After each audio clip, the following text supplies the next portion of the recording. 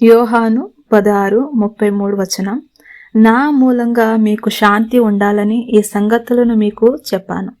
లోకంలో మీకు బాధ ఉంటుంది, ఆయన ధైర్యంగా ఉండండి, నేను లోకాన్ని జయించాను. ఆమేన్. యోహాను 16:33 ఇక్కడ యేసు తన శిష్యులను లోక బాధలకు సిద్ధం చేశాడు.